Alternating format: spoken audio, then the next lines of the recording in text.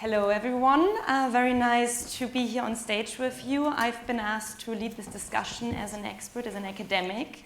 So of course as an academic you always have lots of slides with lots of text, so I hope you're not gonna get too distracted of all of my text, but let me go one back. I thought we kick this whole discussion off with a little bit of like definitions, because what is a media city, what is a media hub, what is a media cluster, everyone might have here completely different ideas in their head before we go into the discussion with our two leaders of different media cities we have here. And one question I have right now is, we have a very diverse audience here. How many of you would consider themselves being located with your activities, with your business in a media cluster or a media city? I'd say that's maybe 40% of you. That's great, perfect. So what is a media cluster? As you see on the slides, there's a very well-known definition that is being used. It's a geographically proximate group of interconnected companies and associated institutions in a particular field, linked by commonalities and complementarities. That's lots of big words. So in short, a media industry activities that agglomerate or are located in a certain place to create advantages.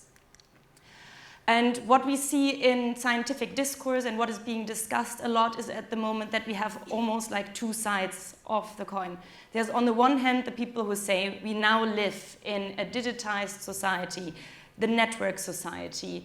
It has been coined that the world is now flat, there's the death of distance, all because of technological developments, of digitization, of how media works, and especially in the context of a media industry, activities where you have content which is very easy to digitize, it should be even more true.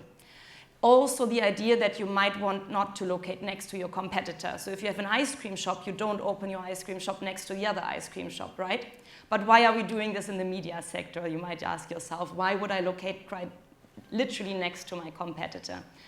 And then we have the people, and I'm one of the scientists who make the argument, and we see it also in real life, that it's actually happening that we don't have this. We have actually a lot of different places become much more meaningful if it comes to Silicon Savannah, all of the different examples we heard here today from different places. We are in a media city that has become very important for the different businesses that locate here. We have this in Bergen as well, we're going to talk about it.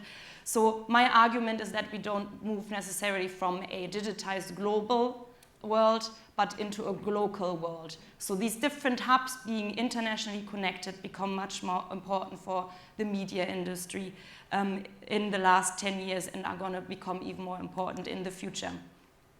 And in theory, and that's one of these academic slides, as you can see, you don't have to read it all, but there are two main drivers that we can identify. One of them is the direct network effects. So just being located close to similar businesses creates a critical mass of companies being located in a place together, and something I call myself indirect network effects.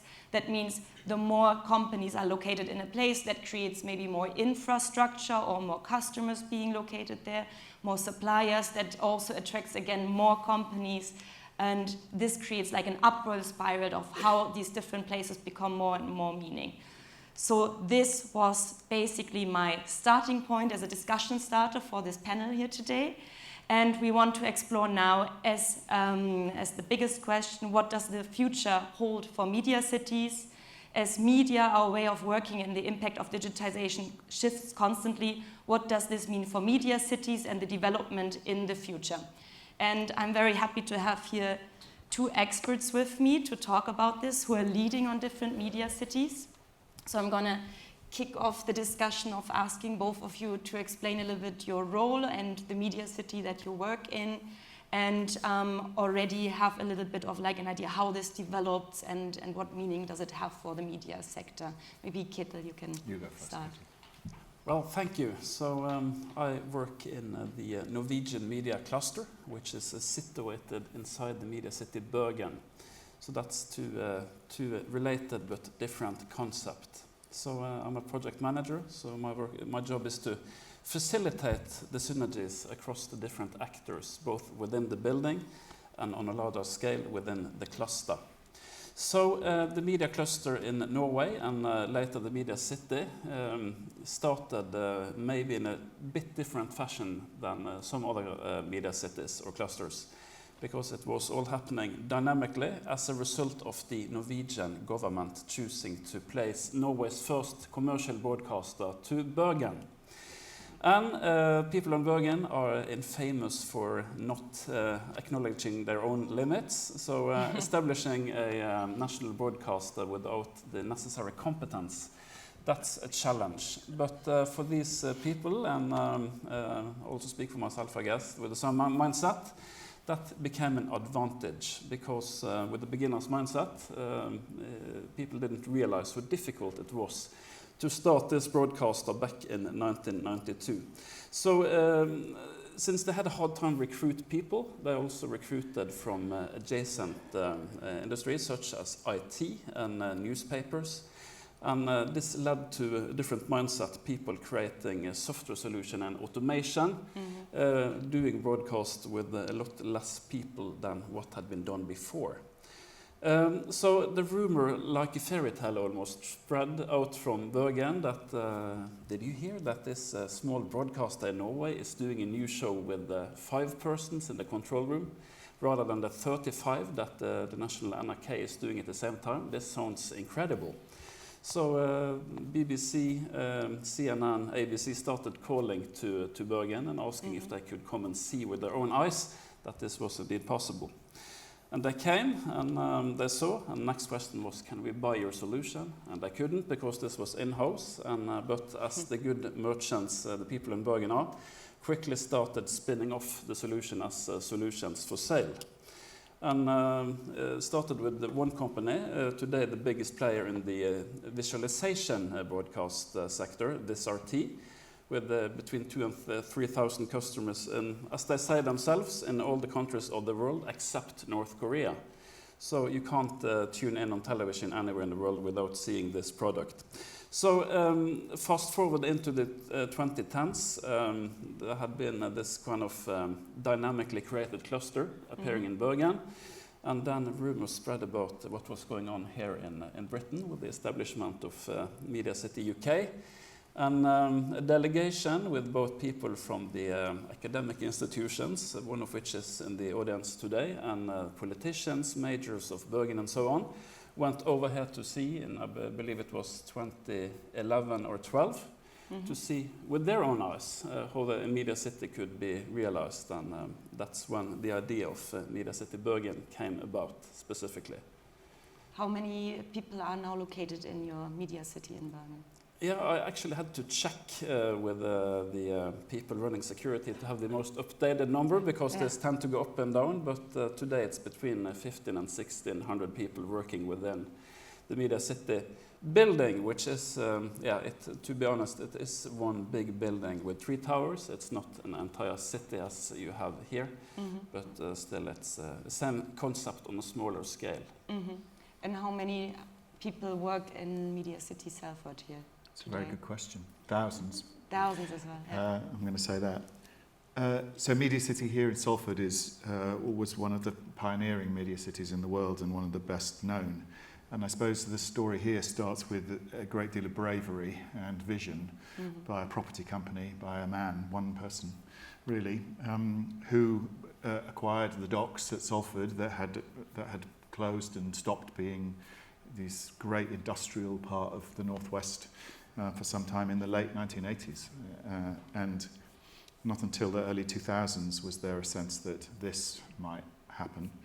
And it started with a vision about what might be created here in a very windy, cold, drafty, empty part of the northwest of England, with the BBC deciding that it needed to shift out of London. And so a political decision by a public sector broadcaster, a range of options about where to go, a series of bids, and in the end I think it came down to 2 places in Greater Manchester, to be in the city centre in Manchester or be here in Salford on the Quays. And such was the presentation from the team here at Salford that they picked this as their location. So the BBC arrived here in the mid-2000s, 2006, 2007, shortly after ITV signed on. And so a very straightforward process of very large anchor tenants, if you like, in this place, very large commissioning organisations came to locate themselves here, were very involved in the creation of this place. So because they were the first big organisations to come here, they were able to be involved in the shaping of the physical nature of the place and what was here. And so very quickly, because those organisations were here, came a large number of organisations, smaller organisations, to provide services and to co-locate and to cluster, as you described, Marlen, earlier. So a relatively straightforward process to get to establish MediaCity here, but that's only the start, of course. Then you have to keep that thing going. And so to have a group of extremely clever people working here, running this place, keeping that ecology going and fresh and running has been the driving force of what's kept this place being successful. But starting simply with big thumping public sector broadcasters with large commissioning requirements and need to collaborate with innovation and technology around it, and that's what's shaped the shape here. What I find with both of your clusters or media cities important is that you have the broadcaster there who's probably taking up a really important role. How is the work with the broadcaster together in developing the whole place? Or is it more of like you do the work on developing the media city and the broadcaster is following? Or is there a dialogue, and how much is there involvement of the broadcaster? Yeah, in terms of MediaCity Bergen, broadcasters have, of course, quite specific needs and infrastructural needs. So that was one of the first puzzle pieces that needed to come together to kind of place, in this case, two public broadcasters, NRK and TV2, within the same building. So that is kind of the center stone. They have they are on different floors, but that's kind of the backbone maybe of the building in terms of how it's structured around studios and also around necessary infrastructure. So that's still a key, crucial point today, and that's maybe the piece which is hardest to change, right? And it's also maybe where we see some kind of growing pains that as broadcasters they've been scaling both up and down since we moved in 2017.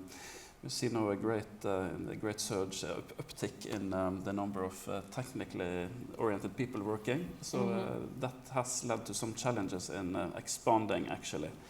So that's for broadcasters maybe the most challenging to scale up and down as the needs change.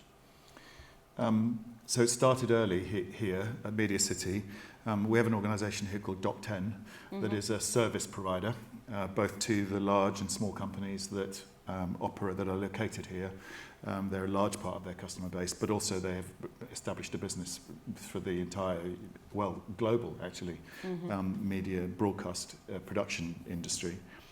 That business was started by Peel and the owners of MediaCity, and is still part of the infrastructure of the place here. So that was about putting real hard infrastructure in place to provide services that were needed by the large and small tenants who are here and the visitors who come here. But then, of course, as property owners and landlords, you could just sit back and collect the rent and say thank you very much. But that won't get you very far. Or you can become involved and become super interested in the property that you own and the community that you're in charge of nurturing. And I think that's what we see ourselves as, nurturers, carers for this community. It is essential that we intimately understand the drivers of the business, of the people who are here and the people who come here to work and bring their services, because we have to constantly make sure that, I suppose it's about plugging the holes. So if the ecology is not naturally delivering all of the services that it requires to keep that cluster running and operational, then that's where we might need to dive in and either curate or finish painting the picture, or create a jigsaw of an ecology of a place. And so the only way we can do that is by understanding, keeping up and understanding all the time what's happening here, what's happening in the world, how the operation here at MediaCity is serving the world and its needs. We can't take our finger off that pulse for one single second. Yeah. That leads me perfectly to my next question, because like I presented in the slides as well, and a lot of people here experience as well, during COVID, we saw lots of different ways of working coming about, with lots more online working, staying at home, working from home. So that might eventually question the role of what the Media City used to be before COVID and now. So what are the opportunities? What are the biggest opportunities you want to grasp now for the place to be? What kind of role should it take up in the future? And what are the challenges that you face with that? Yeah, in terms of opportunities, I think, I guess like someone else, the memory of what was before COVID is a bit faded on my own behalf. I know we used to maybe be a little bit of more people around. Did you have to shut down all of the Media City during COVID times? No, so there was a lot less people within the building, but there was exceptions for the people working within the studio. So really strict rules in terms of who were allowed to enter and exit, and but it was business as usual, because even in 2024, the business, it's hard to move the full TV production to the home office, even though it will probably come sometime, I guess. So one of the big opportunities we see now is, and one of the big successes, because in MediaCity Bergen, it's the trinity of the broadcasters and newspapers, it's the media tech companies, but maybe most importantly, it's the academic institutions within the building itself. So we see that after we moved into MediaCity, and also the university moved some of their media studies into the building, they had a really big increase in kind of the necessary score the students needed to have to get into this program. And from being in real danger of being discontinued, the University of Bergen decided to bet on this journalistic and media studies program within the building, and it's turned out to be the most popular media studies program in Norway. And the reason we think is due to it being closely located, co-located with the industry in Bergen, so students can go from a lecture or from working on their own and take the elevator 2 floors up into a side job or a job as a part-time journalist to get the practice you need to get into the industry. So that's one of the big opportunity, which we think will be really strong going forward as well. In terms of maybe a challenge is that Bergen being quite a small region, it's hard to get only media and media tech companies and institutions into the building. So there has also been a little bit of watering out with other kinds of startups from different sectors, but that might be a good thing, as what people working within clusters know, that a lot of the best innovation happens in the outskirts of the Venn diagram, where spillovers. The spillovers, yeah. So it is positive, but it's maybe a bit different than expected, that less of the startups in the media industry will come into the building, also due to a challenge with the rental prices being kind of on the top of the curve, not only in Bergen, but also on a Norwegian scale. So that's something we see, that also trying to find ways of opening doors for the smaller startups to enter early and not living on the outside of the Media City itself. Does this translate to your challenges here, or you face? Very much so, yeah, very much so. I think there are three things for me. Firstly, we have to understand that, as your first question asked, we are a community of thousands of people here. People who 4 years ago came to work every day, didn't question that they came to work every day, suddenly. And so the people who run the businesses that are here are facing the same challenges as people all over the world who run large concentrations of commercial office space. My company is the largest commercial office landlord in London. We have a huge portfolio of office buildings. We hear nothing else from our tenants other than they're trying so hard to create the kind of environments where they can get people better together physically in the office. And they're asking for our help in that regard. So how are we changing the way that we're running our buildings, curating the ground floor activation, making the buildings be more pleasant to use?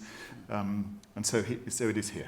How are we creating? And here we have creative people who are greater consumers, I would say, of those things that happen outside of work.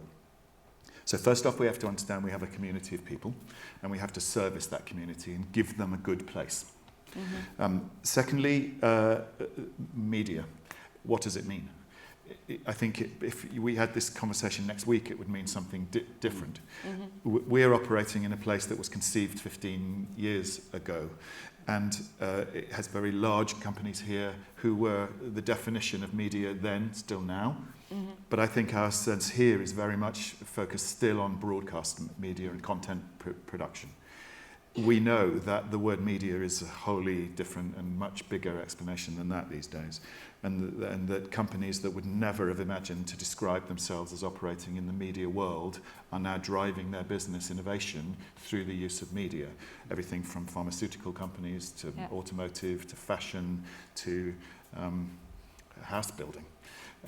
And so how are we are looking now at how are we able to offer a home to some of those companies that are truly moving themselves into the media space, even though they might have described themselves before now as more traditional industries. Somebody used to me the example of last week of a company that makes that little patch that you stick on your arm if you're a diabetic. That little device delivers a drug through medical technology, but it's operated through your phone with a mixture of tech and AI on the phone that delivers a diagnosis, and then also gives the user a portal to a much enhanced health world of in Cardiff we tend to use screen industries sometimes instead, and a mobile phone is a screen as well. So this company, is it a drug company? No, because the drug that it's delivering is done and not innovated. The medical tech is not particularly new, it's this that is new. And so is that company operating more innovatively in the media space than in the drug space? Could it therefore be here because of the innovation that it needs? And then if we understand that we're redefining constantly what media means, and therefore what a place like this and yours can offer to the people who come to work there, what do we need to do? How do we need to change this place constantly in order to service that ever-changing group of people? And so for us here, 15 years ago, very large broadcast organisations were followed here by smaller service organisations. I think that you could describe that as being completely flipped on its head these days, where the innovation is happening in the small startup businesses with the very young people who are terrifying, by the way, to people like me. That is where the innovation lives, and the larger organisations who are desperately in need of that innovation are following where the talent is. So we have to create a place where talent feels at home, where talent can thrive, where those companies can find the talent that it wants, to partner with the university. So Salford University is here, MediaCity, but we have to make closer relationships with those academic institutions so that the students who are leaving those institutions clever as hell stay and keep their talent and their innovation here for the use of the companies who are coming to meet them. If those young people are becoming the community here, they want very different things than I do. So how are we providing what they need in terms of homes, and affordable homes, in terms of the entertainment and the after work? And then really crucially for us, how are we creating an environment in which those people can meet and talk and exchange and thrive off of each other? And that is as much, ironically, in a digital world, it's still about face-to-face communication. So how are we able to create sort of physical environments and opportunities for people to talk and meet and do that, whatever that is. I always say creativity needs trust and collaboration, and that's something that's really hard to achieve in a digitized way. I was wondering if there's like a competitive advantage, like something that stands out of why companies choose to come here. Is it really the broadcaster or the big companies, or do you have like an infrastructure that you're really proud of that's not everywhere accessible if you wouldn't locate in your media city? Yeah, it's probably, I think branding is important to a lot of the companies that choose to go in, because MediaCity Bergen is a strong brand within this space due to the different spin-off from TV2 and also newer players that's been coming around for the past few years. And also due to this, there are a lot of delegations coming from all over the world to see the city, but also meet some of these companies. So it's a great way to showcase yourself. And also, it's the part of the competition that big vendors, and this might be something we in the Nordics have a big focus on, being a quite small culture and countries, that we try to collaborate where we can and compete where we must. So we also see good examples that the big players such as Wizard T, such as Vimon and others, take the smaller startups with them, integrate with them technically, and sell a tightly integrated solution package to customers from all over the world. So that's also one way of one part which is attractive, an attractor to companies who want to be both within the building or in the extended cluster, which is, as mentioned, outside of the building as well. Yeah, makes sense. Would you have something here in MediaCity? Yes. UK? So creating competitive advantage in this marketplace is hard. Yeah. You know, if you are operating a large building in the centre of Manchester or London or Bergen or Berlin, it's a relatively straightforward set of criteria that you need to fulfil. You need to be near a good transport hub, you need to have nice lunch at ground floor, you need to have nice toilets and decent lighting and nice furniture. And tick, tick, tick, done. If you're going to attract people to come here rather than Frankfurt or Paris or Leeds or Liverpool or London or Glasgow, wherever you see the competitive environment, you have to show them why their business will thrive if they are here. And so that has to be about understanding their business and providing them with the answer to that question. So who are you doing business with? How do you innovate? Who do you need to talk to at lunchtime and at breakfast and after work and in meetings in order to innovate? What being adjacent to what other businesses will make it more likely that your business will succeed when your business grows, because we would love to think that all of the businesses here at MediaCity are on a very steep and fast growth trajectory. If you are growing, how are you feeding the beast of your growing business with talent and young people in particular? And so that's a complicated list of things to tick down.